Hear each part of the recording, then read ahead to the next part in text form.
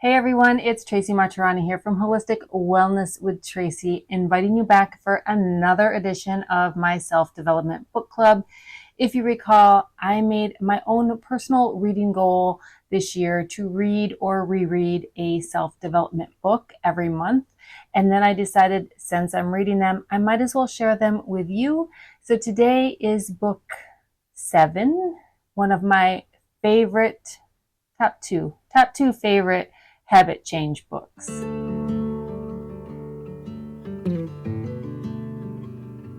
Today, I want to talk about Tiny Habits, the Small Changes That Change Everything by BJ Fogg. Now, I mentioned in the intro that this is one of my top 2 habit change books, which makes me wonder, do you have a favorite habit change book? Or am I just really weird? I know, I probably am a little weird here because I have spent years trying to encourage people, support people in their desire to create a healthier lifestyle. Habit change is like way up there in like importance level, right? If you want to eat better or exercise more or just start flossing your teeth regularly or create a better relationship with your spouse or whatever your goals may be, whatever you think would make your life better, would make you healthier, would make you feel like more balanced and well. All of that comes down to your ability to change your habits. Therefore, reading a couple habit change books might not be a bad idea. Now, I said I have 2 favorite books, and the other one will be another video. I plan on reading that later this year. But this one I love. And it's hard to describe it because I want to say, like, hey, it reads like a textbook, which sounds horrible. But I mean it in the best of way. I mean it because it has graphs, and it's lots of graphs. And it's just broken down in a way that makes it easy to read, makes it easy to grasp the concepts that he's trying to get across.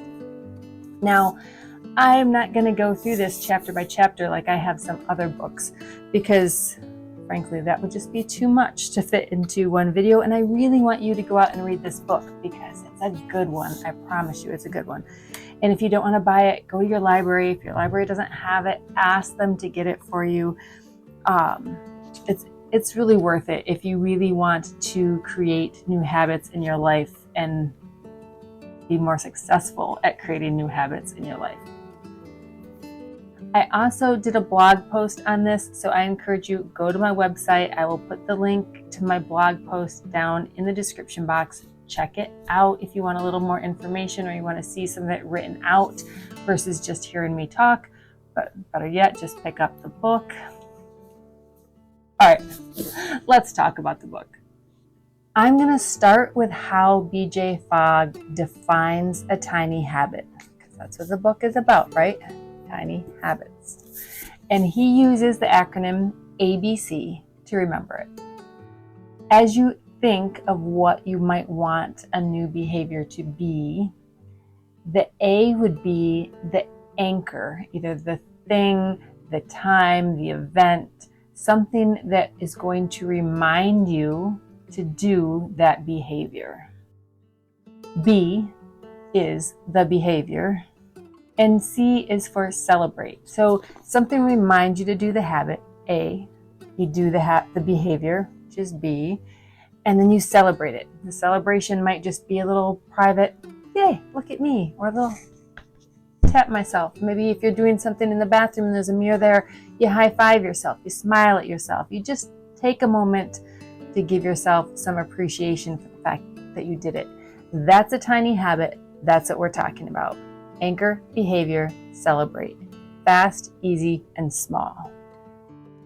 An example of this could just be your habit or your behavior that you want to create is to make your bed every day.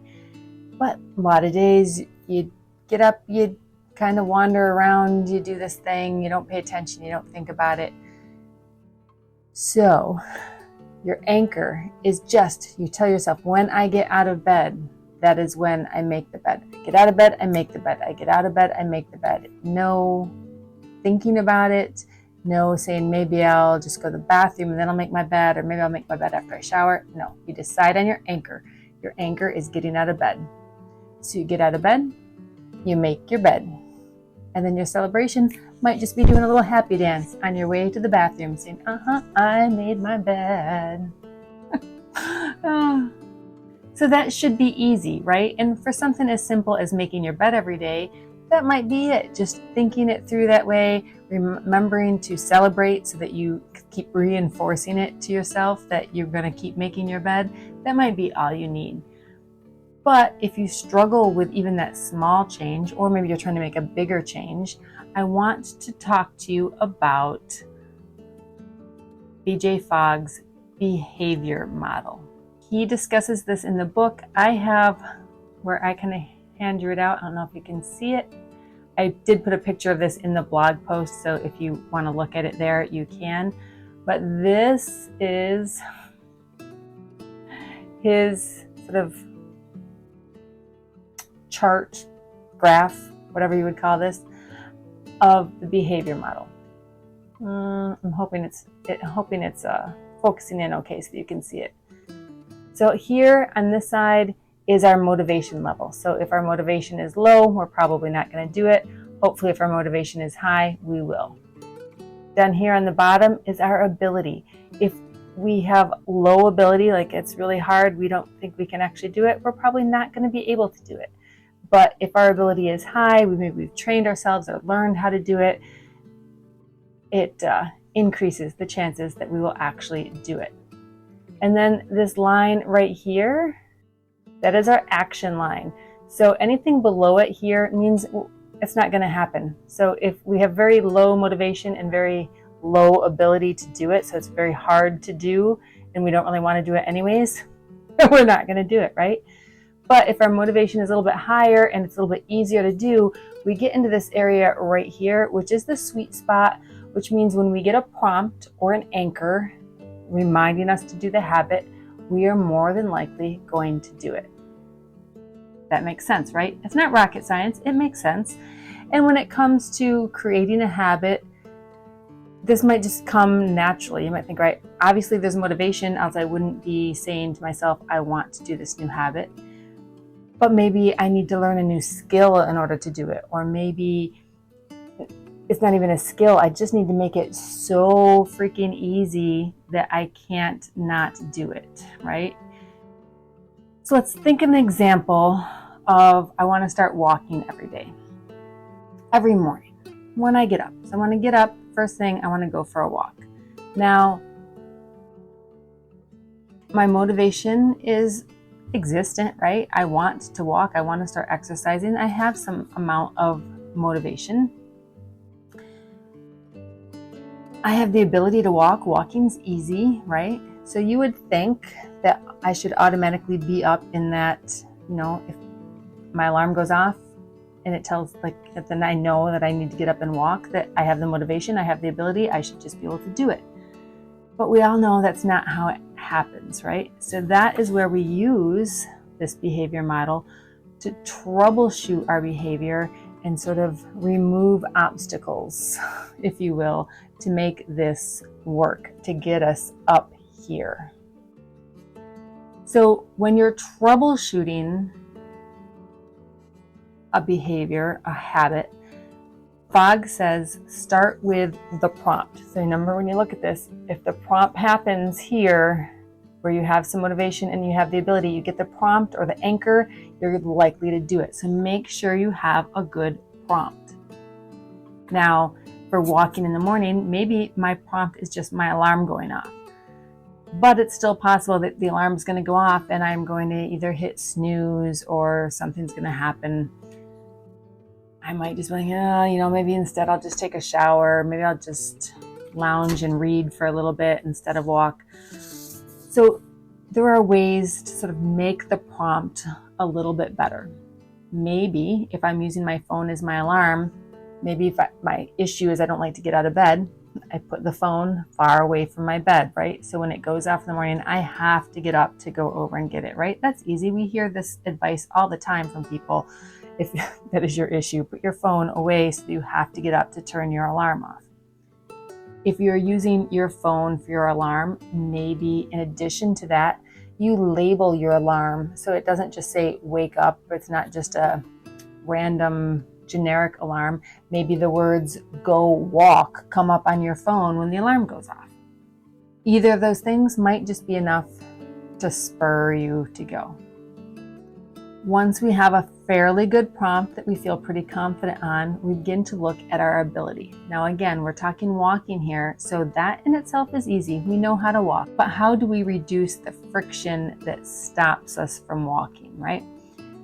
First things first, maybe you go to bed in the clothes that you walk in.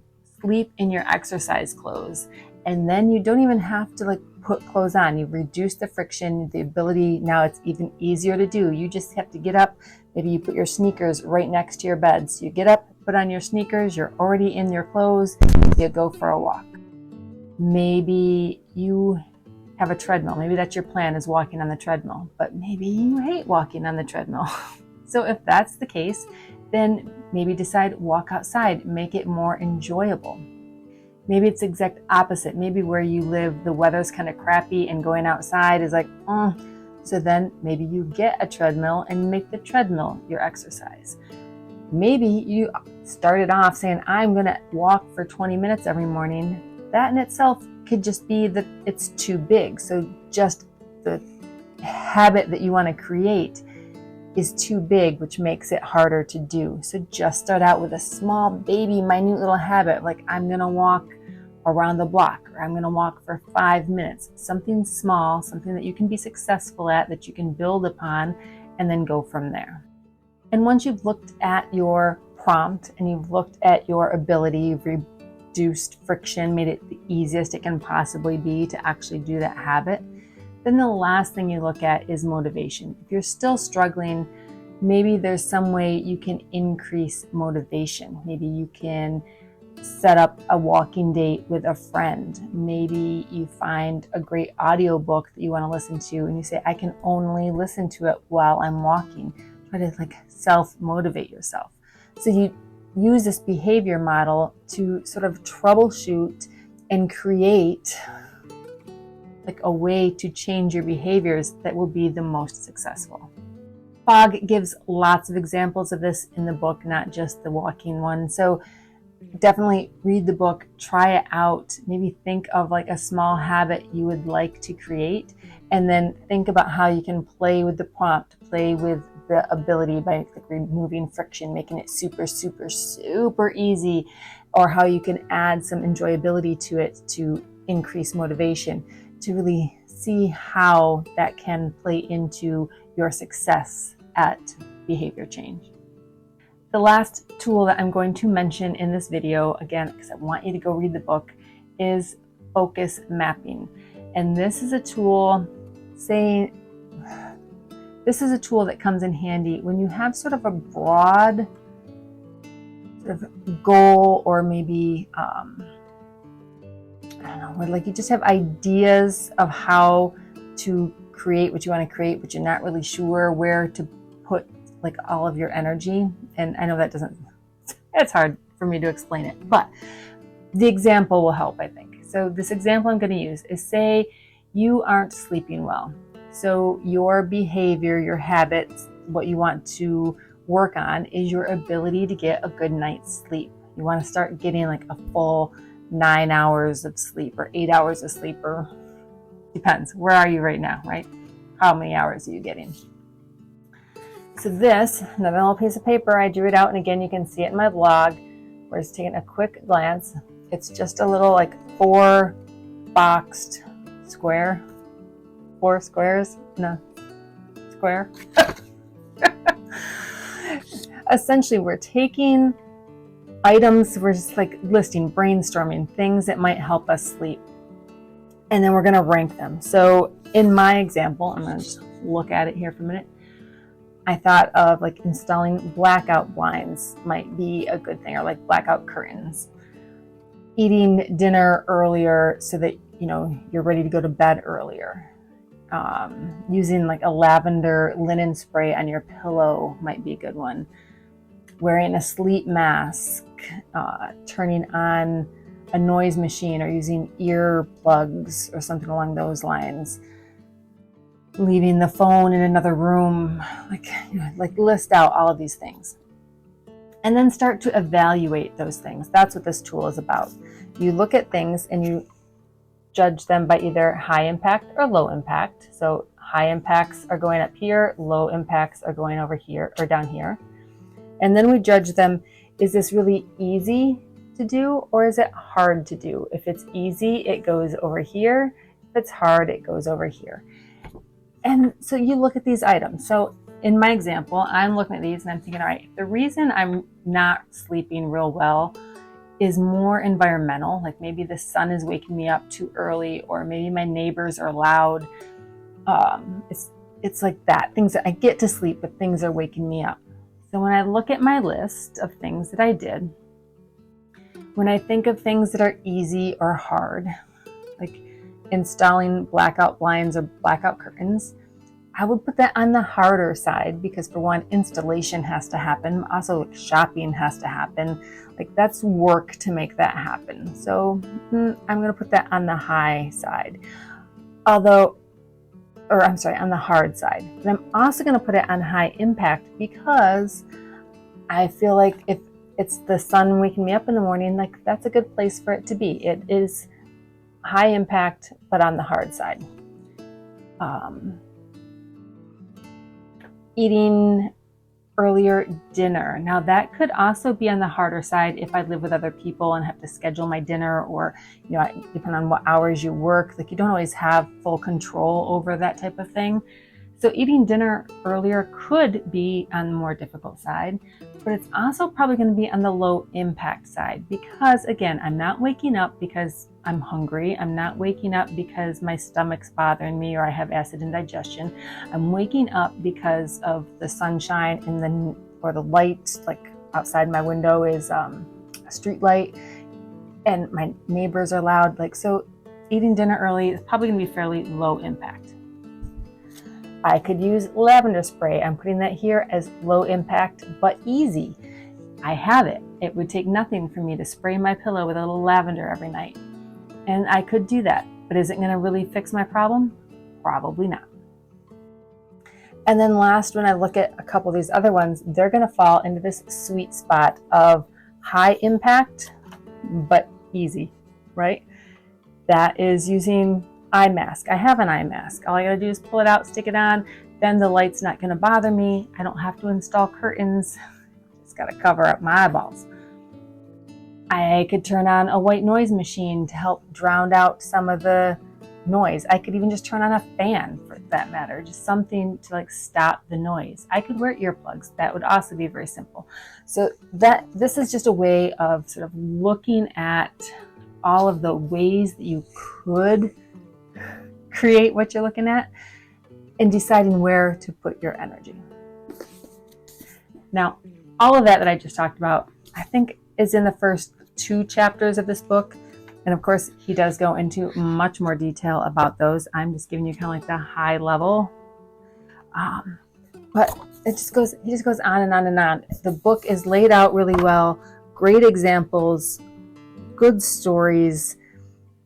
I feel like if you are interested in any sort of habit change, highly, highly, highly recommend this book. I would give it to you if I could.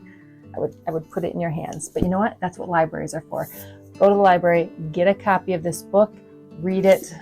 Although I must say, better yet, I would just buy your own copy and then you can mark it up and make as many notes in it as you want. Thank you so much for joining me. I hope you will pick up a copy of this book. I hope you will read it and I hope you will enjoy it. Let me know what you think about it in the comment section. Have a great day.